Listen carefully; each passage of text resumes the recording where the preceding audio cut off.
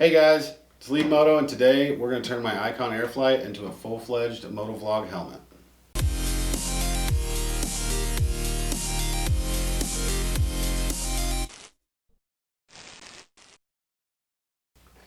So the questions I've been getting from you guys about this helmet, both in person in the comments, is whether or not it can be used as a motovlog helmet. I'm going to build a motovlog helmet out of this helmet. This will not be my permanent motovlog helmet, and for reasons that we'll go through in this video. So stay tuned, and we'll go through everything, and we'll show you how to do it. So when I took on making this a motovlog helmet, there was two things really that I had to figure out. I knew what camera I was going to use, so we'll take this out of the price equation because we already have a video on it. But I'm using the GoPro Hero 8, and with the Hero 8, it brings some challenges that the 7 and 6 didn't, and we'll talk about those when we get into actually building it. But what you have to have is the GoPro microphone adapter. You have to have some sort of cage or frame or case, and I'm going to explain why I went with this one when we get to this. You need to have a microphone, and for that I went with the best in motovlogging that I could find from reviews and other YouTubers, and that's the Purple Panda. And then we'll talk about what this is. And we'll talk about what this is when we get to talk about this. So first things first, you have to have a good mounting system, and that was one of the challenges for me. Finding a mount system and finding a microphone. So with the Icon Airflite, it brings a unique challenge. You have no chin to mount it to. Like the visor goes all the way to the chin. As where most helmets, your visor is going to stop here and you have all this real estate to put a mount. However, Motorad makes this little chin mount, and you have to excuse the J-arm. The J-arm is not a part of it. That came out of a kit that I had previously. I discussed that in my GoPro Hero video. But the reason why it's on there right now is because when I test fitted it, I knew that it wasn't going to be stable. There was all kinds of rattle and play in it. And when I hook this onto my chest rig or any of my other mounts, there is none. So I'm going to contribute that to the Motorad chin mount. And the way the chin mount works is it has a curved piece that fits on the curved part of the visor and an adhesive. And then in the inside, it has two hooks that hook into the inside of the bottom vent. And for the most part, it's pretty stable on the helmet. It's just the fitment of the clip is not quite great. So what I did is I wedged a small piece of cardboard in there, and it was quite an engineering feat to figure out how to make that work. So I didn't want to take that apart and figure all that out all over again. So the J-arm or the J-mount is different than the Motorad's mount. But if you get this Motorad mount, you have to know you're going to have to shim it with cardboard. So I figured out what I wanted for my microphone, and I figured out what I wanted for my mounting system. So from that point on, I just had to figure out how I was going to get the camera onto the mount. So what I came up with was this aluminum chassis cage, whatever it's called in the camera world, I don't really know. But it's a pretty stout, robust enclosure for the camera. One of the things that's really cool about it is this back door. It's held in by a detent that you can see right there. That detent holds the strap door closed, and the trap door is open, so you can still use your touchscreen features on your GoPro. To reinstall that door, it's literally just press the detent in and the door slides right on. It has an open side so that you can have access to your input jack, which is a challenge of its own, for the microphone adapter. And it also has the only feature I really cared about, which I talked about in the GoPro Hero 8 video, the ability to use ND filters. And these are standard 52mm ND filters, so you really can go with any company you want. I went with Newer, and they come in a pack of 4 ND filters. For the most part, around here, I'm probably going to run with the ND4. There's really no need, in my opinion, and for what I do, to really change the ND more than that. But you can actually unscrew this UV filter, and it comes off, and you can put any ND filter that's 52mm on it. Even more cool, it has its own lens cap. So if I'm done riding, I can put my lens cap on. I don't have to worry about it getting scratched or scuffed or anything like that. That's also going to offer secondary protection to my GoPro Hero 8. Now I do have safety glass on the front lens and the back cover of this, but just as an extra level of protection, you're out on the road, you're riding around. I'm sure, as most of you guys know, if anybody out there watching this has an iridium or a tinted filter or shade, it gets chipped from rocks. So that was one big worry for me. So really I have 3 layers of protection when it comes to my camera. I really enjoyed that. The only assembly that's required for this is you to put the actual GoPro mount on, and that's simple as 2 screws. I don't think you guys need to see that. The nuts and bolts of this video and what we're going to do here. We're going to take this and kind of get everything pre-assembled before we start sticking things on the helmet, because there is one piece of this that is almost irreversible, and then that is this guy. The GoPro, for whatever reason, doesn't have just a regular jack input for a microphone. You have to use this USB-C, I believe, adapter.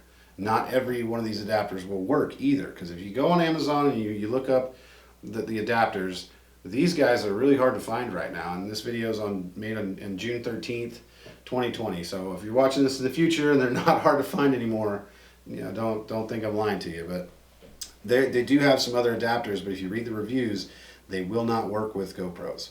So you have to have the GoPro adapter. But the other assemblies we're going to work with is going to be making this camera all one piece, the proper ND filter, fitting that on, and then we'll get to this part. So without further ado or explanation, let's get started. So this is really as simple as any other GoPro mount. You're going to hook the GoPro, the 2 teeth, into the 3 teeth, stick this little guy through, I'm going to wiggle it in there.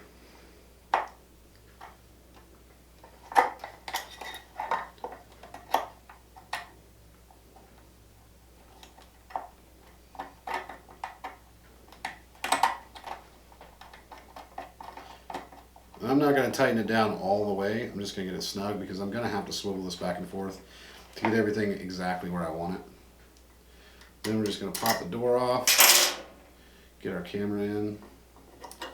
And another cool feature about this cage is once you get this back door back on, your camera's set in there. This little plunger twists in, it gets secure on the camera, and you have no vibration or anything in the camera. Like I said, I'm going to be running the ND4 filter. And this kit comes with a lens rag as well as a lens brush. I thought that was just a really cool feature to have. But these guys literally just screw right into the cage. And you have to be careful with these because it's aluminum. So if you don't have the threads on and you have to force it any, don't. You will strip them, you will ruin them. And that's not a quality issue from the company that makes it, from New York or anything like that. That's just the way it is. And once you get the camera and everything put together, you're going to bend it up, get it a little bit tighter. And if you don't have one of these little GoPro wrenches, they're worth their weight in gold. Because if this mount is loose and you go out riding and it jiggles off, your camera's gone. Which is another reason to have a protective case on it.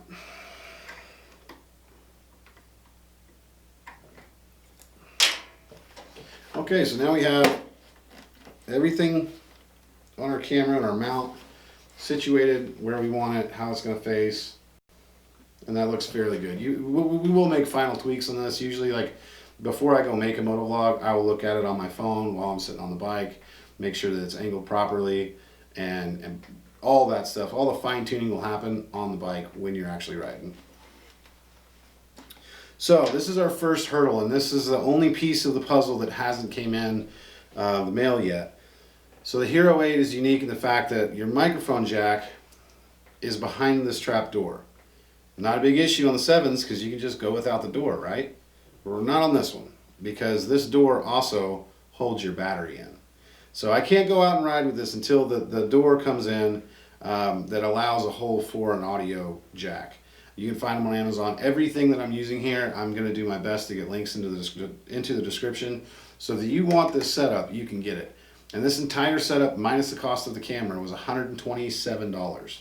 So it's not a pricey, high dollar, top of the line setup, but it's still a really good one. Then we're going to take the jack. And this is where things get kind of crazy because And I'm sure you guys, some of you guys are going to light me on fire in the comments. It's totally fine. I've seen this work several times. Actually, the co-host of House of Moto was the one who showed me this. He's been riding with it for a while.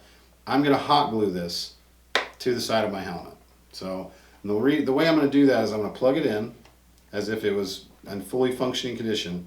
And then I'm going to place it where I want it, to where the cable doesn't have any stretches or kinks or bends, and it kind of sits on the helmet as natural as you could get it to. And I'm going to hold it there while I get my hot glue gun. I'm going to put a little bit of glue on the back of it here. You don't have to go crazy with the hot glue. I'm going to put a little bit of glue on there, and then I'm going to place it where I want it. We're going to hold it there until that glue cures, or at least starts to harden. And this helmet's, for the most part, is going to be dedicated. If I'm riding, I'm going to be videoing. I've had several very interesting things happen lately with some of the rides that I've been on. If you'd like to see some of that stuff, I'll link my friend Luvnekosenpai in the description, so you can go check out some of the rides me and him have been on, where some very interesting things have happened. So I'll be rolling 95 to 100% of the time that I'm on my bike. So I'm not really worried about this being here for a long term. It's going to be here for a while, so I'm fine with this. So already it's on there pretty solid. I mean, I can hold the helmet by it. It's not going nowhere. Hot glue, that's the way to do it in my opinion. This is where it's going to get pretty interesting, because this microphone system, it has to get put in there in a very similar fashion. It needs to get put in there to a point where it's not going to come out while I'm riding. The microphone is not going to come out from inside the chin curtain. And to do that, we're going to have to disassemble a lot of this helmet. There's the chin curtain, and then you take it off. There's these little clips, so you can see kind of those little pressure clips that go in there. The entire neck roll is like that. So I'm going to very carefully, so I don't break this, pop out the entire neck roll.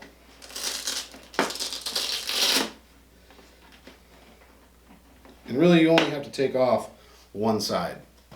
Unlike a Senna or anything like that, you don't have to take out your entire liner, because you're only coming from the adapter up to where you're going to place your microphone. I have the Senna microphone on one side, and I'm going to put the Purple Panda microphone on the other side. So on both sides of my helmet, I will have a microphone, one for communication and one for the camera. So I haven't opened this Purple Panda bag yet, but I have a pretty good idea of what comes in it just from the reviews and things that I've seen of this system. And I gotta say, it's actually pretty cool. So you won't use this adapter. This is a different USB adapter. You won't be using that. You also won't be using this extension cable, because you're only going, a couple inches.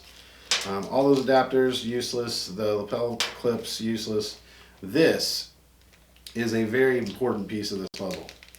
If you watch a lot of motovloggers that use kind of basic systems, they sound like a lot of wind noise. There's a lot of static, kind of almost like a little bit of chaos on. That's not what we're going for. So what we're going to do is we're going to pop this out of this little clip, because we're not going to use that, and then we're going to take the little cotton windscreen off of there, and we're going to put this, everybody likes to call it, I love the name of it, everybody likes to call it the dead cat. So we're going to take this big fluffy dead cat, and we're going to stick it on the microphone. And it's kind of a little bit of a pain at first to get it started, but you can get it, the elastic around it, and then pull it over the edge, and it's on there. And it's got a pretty deep cavity in there, so really get it on there as much as you can possibly get it on there. What we're going to do with this, and why I said it's very similar fashion, is we're going to take this and we're going to hot glue it to the inside of the helmet. Right about, well, you can't really see that, right about there. So I have my Senna microphone here, and the dead cat's going to go right here. I know a lot of you guys are going to think, well, that's not going to get in your face or anything like that. If that's your fear, put your helmet on and then stick this through the bottom, put it up on your chin just so you can verify, like it's not going to sit there and rub on your cheek the whole time. We'll take a little dab of hot glue.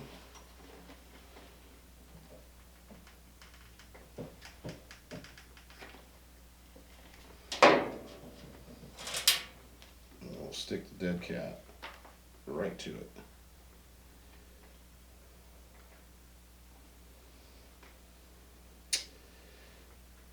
Now the microphone is in. So what I'm going to do now is I'm going to undo this cable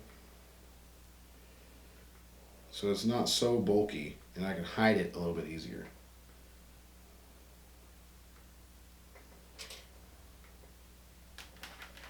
Because you got quite a bit of cable. So this is going to get rerouted. Go in here, tuck a little bit up there. And I'm literally just stuffing it into the UPS liner anywhere that I can get it to go. All of this will get covered up when you put your cheek pad back in, so you don't have to worry about that. The padding, this is such a small cable, it's not going to rub your head or you're not going to feel indentions anywhere. But you do need to hide a lot of this, and it's not a bad idea to take this in and go ahead and plug it into your adapter. So you know exactly how much you're going to need. I'm going to run this right up into the strap. That's where my end is going to be. So right after we get done tucking this in, we'll be right back and be able to show you how to snap everything back in, make it look clean. I'll be able to show you a final product of what it actually looks like. All right, guys, and that's really it. Once you get that cheek pad snapped back in, you're set. So if I had the door, I could go out and record and motovlog right now with a pretty premium setup with the GoPro Hero 8 Black and ND filters with a solid audio setup, and it didn't hurt the comfort of the helmet. And like I said, the reason that this is not going to be my permanent motovlog helmet is I can't open my visor when I'm motovlogging. Like if I stop at a stoplight and it's really hot, I can't open my visor and get a vent because this cable that's connected to the helmet is now connected to the camera rig, which is connected to the visor. So unfortunate, and that's just the design of the helmet. You have to know that when you go into buying the Icon. If you're not going to be recording audio and you're just going to have a camera for safety's sake, this is a fine option for you. If this is not plugged in, the visor still works just fine, and the helmet has detents that can lock. This is going to be heavier than most camera setups with it being an aluminum chassis. The helmet locks just fine. It's not a problem. It's not an issue at all. But closed and plugged in, you can't move the visor. So that's something to keep in mind if you're going to do motovlogging, if you're going to want to record your voice. You're not going to be able to open your visor in this helmet. If that's not something that bothers you, this is how you do it, man. This is exactly what you got to do to set your helmet up. And I'm pretty sure Motorads is the only company that makes this mount. So if you want a camera mount for the Icon Airflite, I will put a link to this in the description. They sell them on Amazon. Everything here came from Amazon. So there you go, guys. That's how you make your Icon Airflite into a full-fledged motovlog helmet.